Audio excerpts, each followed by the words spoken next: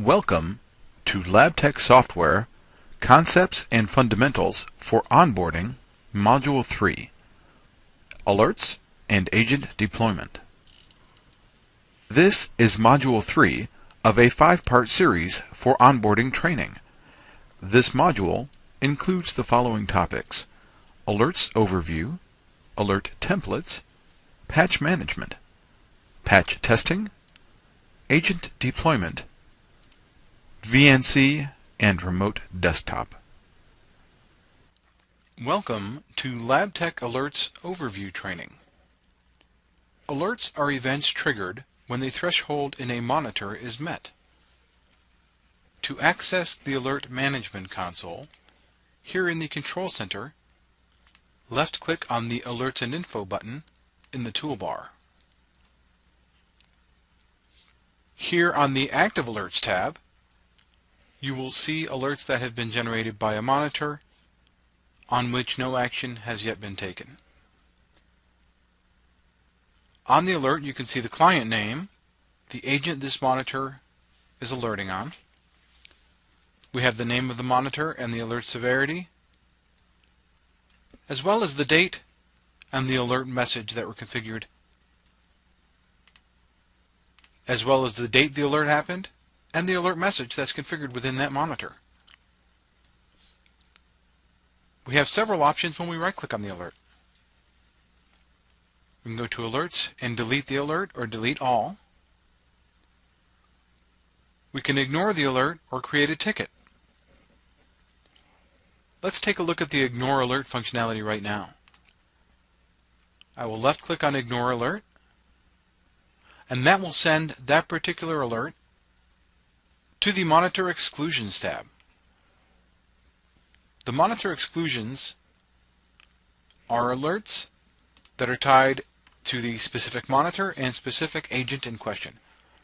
If this agent receives an alert from this monitor, by ignoring it and sending it here to the Monitor Exclusions tab, we will no longer see recurring alerts on that monitor for that agent.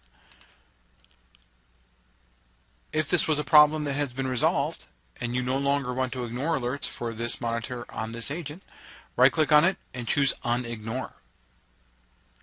Here on the Messaging and Status tab, we have information about a technician's status, whether or not they are in the office. This is also driven by the status in the menu bar at the top. And also we have the ability to send messages to other technicians. You can go in here and type a message,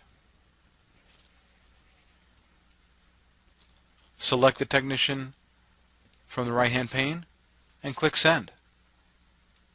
When that technician logs into the Control Center and comes here to the Alerts and Info screen and checks the Messaging and Status tab, they will see their message here on the left-hand pane. This concludes LabTech Alerts Overview Training.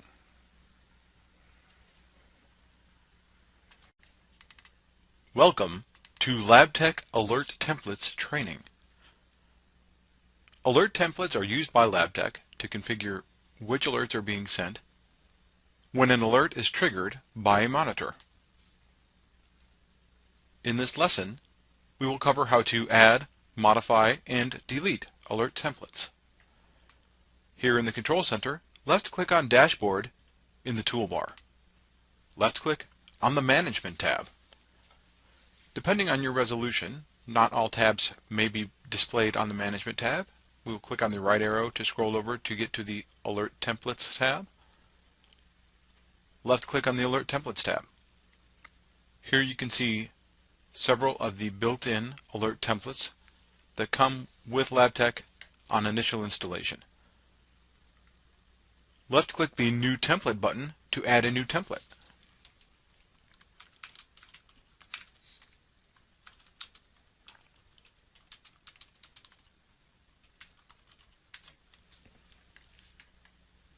At this point, we can click Add Alerts or Save and Close. Here's the new template that was just added. With that one selected in the list, left-click on New Alert Here we have the ability to add alerts to this template. I will select Raise an Alert. Anytime we are adding an alert, we need to specify a contact. In this case, I will choose to notify a user or technician. After I have left-clicked to select user or technician for the alert contact, I'll left-click to click on the drop-down and specify which technician will get notified. Left-click Save. With the same template selected, I can add another alert. Let's say we also want to create a ticket on this one as well. But let's say we only want to generate the ticket if it's a weekday. So I will specify these days of the week.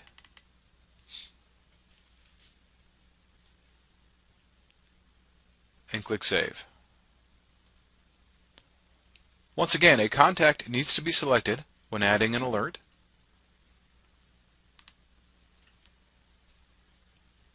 And click Save. To delete a template, with that template selected in the grid, we can left-click on Delete Templates, or we can press the Delete key on the keyboard. And that template is gone. Let's look into some of the additional alert options within a template. Left-click in a template on the top pane. Left-click on a template in the top pane to see the alerts associated with this template in the bottom. With an alert selected, click the Edit Alert button. Notice how we also have options to control the time of day when these alerts will be sent.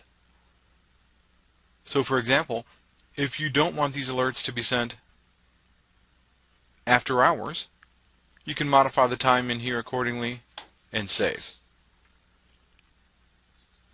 Additionally, if we want to add a script action to the alert, once we click on Script, that activates our script field.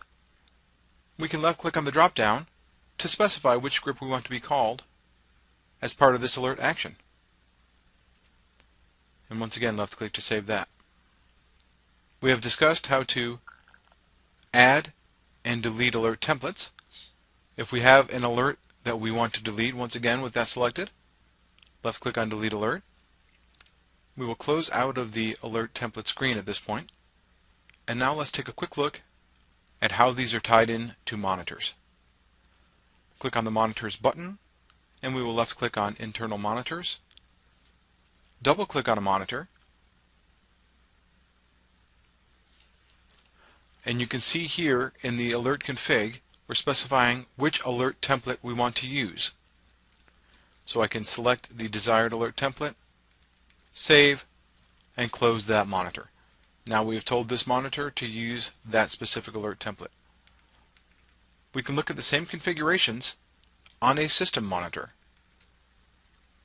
If I go back into the monitor screen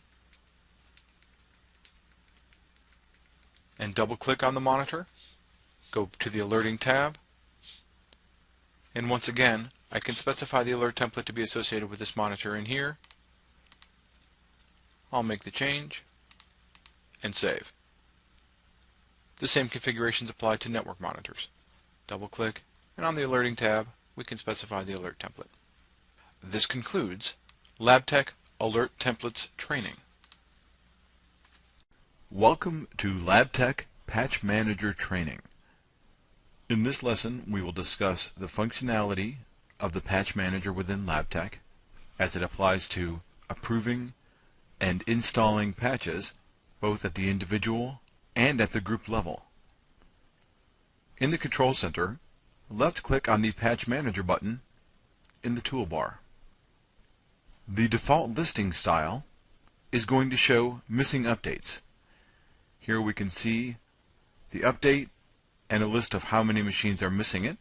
We can see if it's been installed on any machines, whether or not it has been approved on any groups, the severity as set by Microsoft, the operating systems affected by this patch, as well as the date it was discovered. In the menu bar across the top, we can specify In the menu bar across the top, we can specify which operating system we want to see patches for. We can narrow it down to only certain categories of updates. I will select critical. By default, we have detected patches and hide ignored patches selected. Detected patches are those that have been detected as applicable by Windows updates. So if there are patches out there that don't apply to any of your agents, having detected patches selected only shows patches that are applicable for your machines. Hide ignored patches does exactly that. If you find that there's a patch you don't want to install, you can ignore it, and having hide ignored will remove them from this current view. We have more drop-downs across the top, such as approve. We can approve all updates in the list. We can approve only the critical ones. Or if we have used the typical Microsoft functionality to select a range by holding down Shift, clicking on one, and then clicking down on another patch, we can choose to approve only the selected.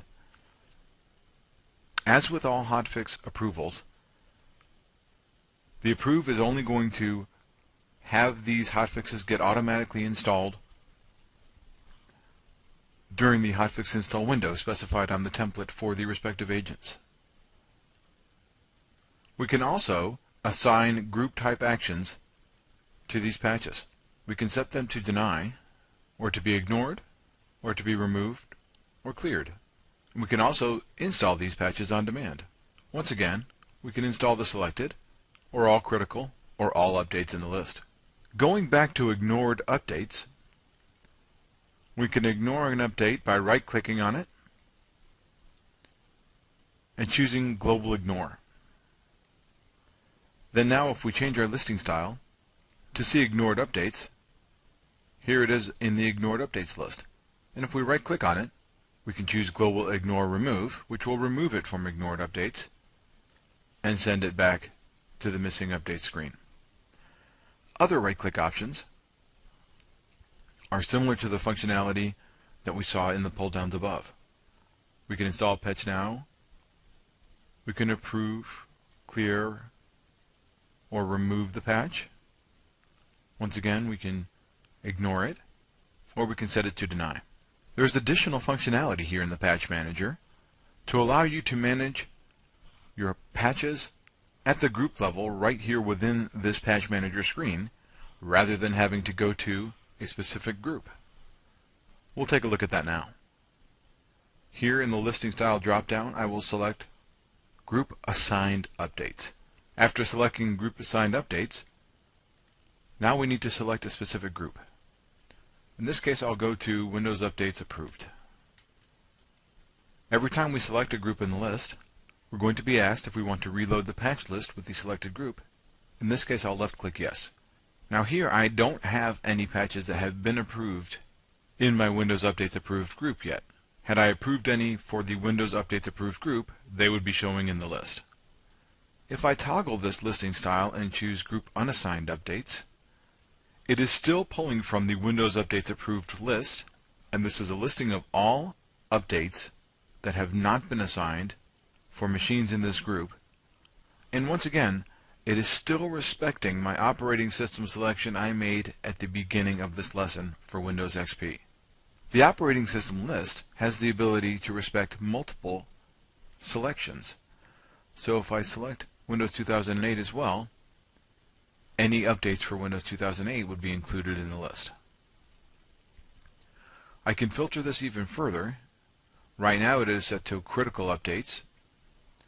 I could also say I want to see drivers, and notice I have a new driver entry that has been added to the list. Another useful group function in the Patch Manager screen is if I select a range of updates, I can approve them either by right-clicking and saying Set Approve Patch, or I could go up to the Approve pull-down and say Approve Selected Updates.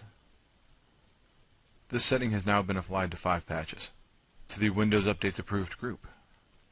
Now if I select another group, and in this case I can say, no, I do not want to reload the patch list. If I wanted to, I could once again select a range. After I have selected that range and approved them on this Windows Updates Approved group, I can now go over to our listing style dropdown and I will select Group Assigned Updates. Here we now have a list of the updates I just assigned. What's useful about this is if I decide I want to apply those same exact approvals to a different group, I can select that group here in the dropdown. I will select the Service Plans Onboarding group, and now in this case I will say I do not want to reload the patch list with the selected group. So what that's going to do is it's going to retain my selections here. Now I can take this same list, select the entire range, and if I set it to approve here, now I have approved them for the Service Plans Onboarding group as well.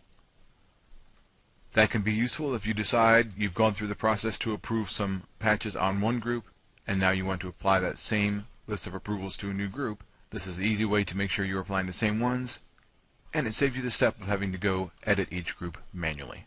The Patch Manager window is a useful tool for you to be able to manage your hotfixes for machines individually, to specify which hotfixes you want to see based on operating system and or criticality, and also to be able to manage your hotfix installations at the group level from one centralized place. This concludes LabTech Patch Manager training. Welcome to LabTech Patch Testing Training.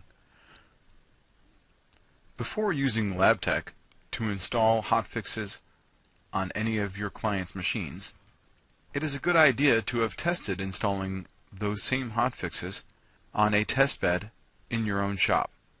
You want to make sure that your test bed has a representative cross-section of computers, servers, and operating systems to mimic the environment that your clients have. That way when you're testing installing these hotfixes, you're installing in a similar environment to the environment where they will be installed in production once you are ready to install them after having tested them successfully. There are many ways to test patches within LabTech. In this lesson we will take a look at one way that you could do it. To start with, you will want to have test machines in a client in LabTech that you are using only for testing. I have machines here in two separate locations within this client, and so I will use this client for my patch testing. Let's go ahead and create a new group just for patch testing. I have named it Patch Testing Group, and I'm going to drag my test client into that group.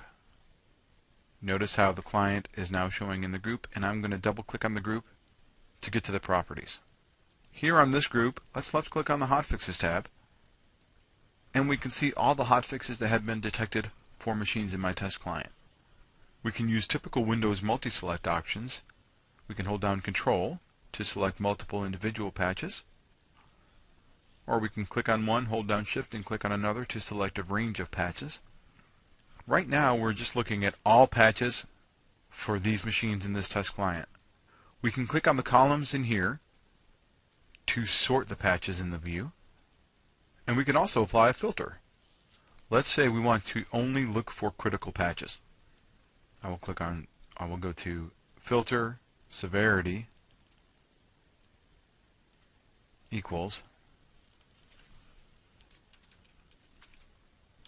Now I'm looking at only my critical patches. So if I want to test installing some of these critical patches, I will go ahead and select a range of them, and right-click, and say Install Patch Now. Once these patches have been applied, we will get feedback in the screen to show that they've been installed here on the Hotfix tab, and that's going to give us an opportunity to make sure that installing these patches did not have any negative effects on machines in your environment. If everything goes smoothly, you have successfully tested the patch, and you're ready to apply it to your client's machines. This concludes LabTech Patch Testing Training. Welcome to LabTech Agent Deployment Training. The LabTech Agent provides for central remote management. There are 4 ways to install the agent on a remote machine: via login script, group policy, network probe using the deployment push, or manual installation, which is achieved via web access. Here in the navigation tree, left-click to expand clients. Left-click to expand a client. Left-click to expand a location. Double-click on the computer in that location. Here on the Welcome tab, in the Agent Flags section in the upper right, you will need to put a check in the Network Probe checkbox. This is the dialog box to confirm that we want to enable the network probe on this computer. Left-click Yes. Here we have entered the Probe Express setup wizard. We will click Next to go to the next screen. In this table, we have a list of all administrator passwords that have been entered into LabTech to this point. In this drop-down, we're going to specify which administrator password we want to use to attempt to install the LabTech agent via the push. We are also going to specify which template we want to use by default on machines we install the agent on. Click Next. These settings do not pertain to installing the agent via network push, so we can simply click Next, and now we can click Finish. It will take a few moments for the Network Probe checkbox to be checked, which will result in the Network Probe tab showing up on this computer. Click on the Refresh button to get the Network Probe checkbox to be populated, and we now see a Network Probe tab. Left-click on this tab. Here on the left in the Remote Push settings is where we can specify that we want to install the agent via network probe and which credentials we want to use. Again, we can have multiple credentials in this list. We're going to select which one we want to use here in this drop-down, which is already selected. And when we put a check in this box, we are literally enabling network installation. And we can save that. What machines is this going to install on? It's going to install on whatever subnet we have populated here. We can specify an additional range by filling in this box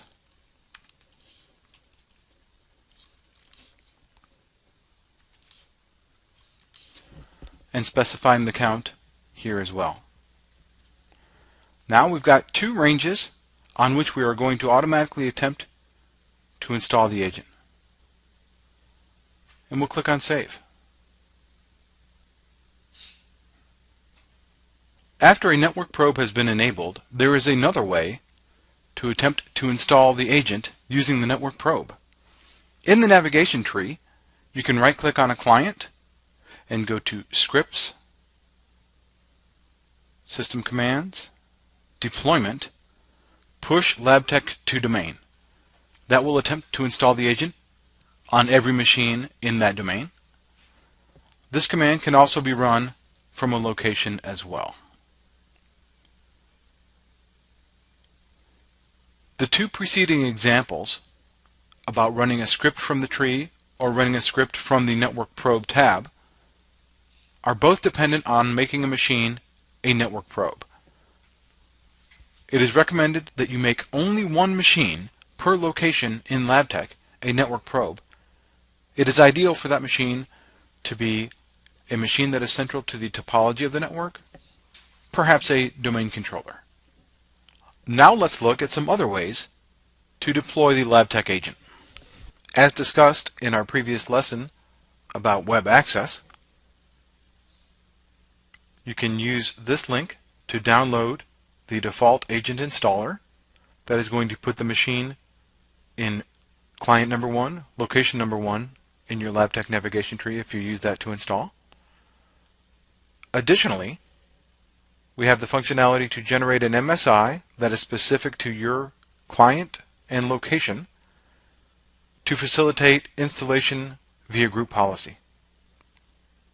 To do so, select the appropriate client and location in the drop-down, I have selected this one, and I will click Generate MSI Package. That gives us an MSI file that will put the machines in the appropriate client and location when the agent is deployed via group policy. The agent deployment on remote computers is available via the network probe or manual installation using files downloaded from the Web Control Center. The other methods of using a login script or group policy to deploy an agent are determined by the network administrator.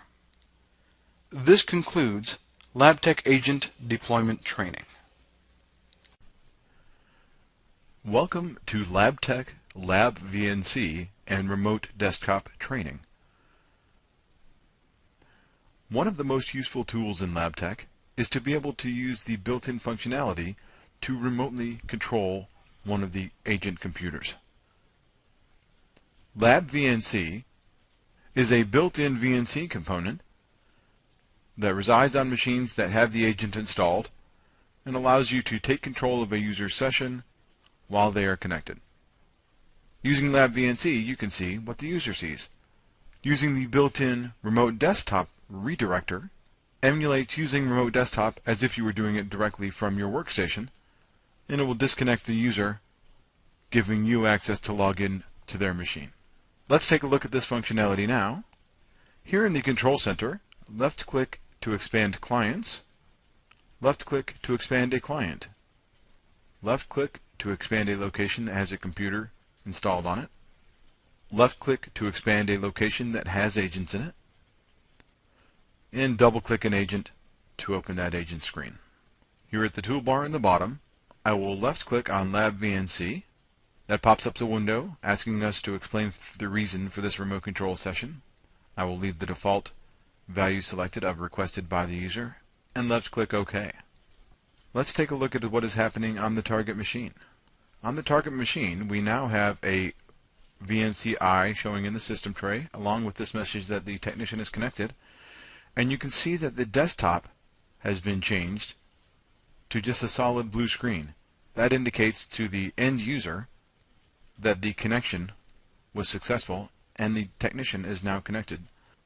Notice that the end user does have the ability to left-click to disconnect the technician. Here is our Lab VNC screen as indicated with the Lab VNC icon and the machine we are controlling. And you can see I can type in a chat message that the end user will see on their screen as well. Notice the toolbar across the top while connected on Lab VNC. We can send Control-Alt-Delete to the host. We can toggle full screen mode on or off, or go into our connection options. We can refresh the screen, emulate clicking on the Start button. We could send a custom key or show the status window. This icon will close the connection, and here we can hide the toolbar buttons. We can toggle remote input and remote blank monitor. When we have toggled remote input off and the monitor blank, the end user can no longer perform any actions, and they don't see any changes that we make. The end user can no longer perform any actions with that setting turned on. We can transfer files to a machine. We can select full desktop or open a chat. I will go ahead and close this connection now. On the target machine, the VNC goes away from the system tray. The message that the technician is connected is gone, and they are now back to their regular desktop. The other most commonly used remote connection protocol is our built-in Remote Desktop Redirector. Let's click on Redirectors and choose MSTSC for Remote Desktop. Once again, we have the question, what is the reason for this remote control session? I will simply click OK. You notice how we have the familiar RDP connection screen. And here it once again wants us to log in. And here, just like a normal remote desktop session, we need to log into the system.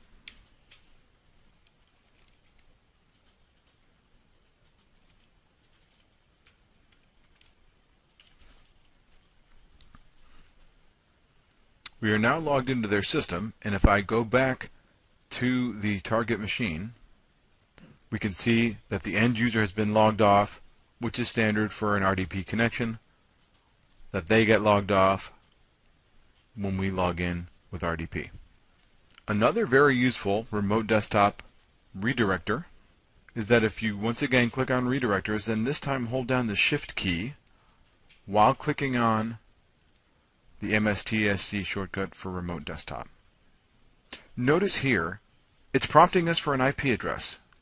This is very useful if you need to take control of a machine that is on the same network as a machine that has the agent installed on it. This is a very useful feature when you're trying to take control of a machine that does not have the LabTech agent installed on it. So in this case, I'm connected to this machine within LabTech. But if there is some other machine that is local to this agent machine that does not have the LabTech agent on it, I could simply type in the IP address here and click OK. That is allowing me to use this LabTech agent to connect to their network remotely and then use Remote Desktop to go from the LabTech agent to the target machine. That can be very useful, again, in a situation when you need to connect to a machine that does not have the LabTech agent installed on it. This concludes LabTech, LabVNC, and Remote Desktop training. This concludes Module 3 in the Onboarding Series training. Additional modules will follow, covering the topics listed below.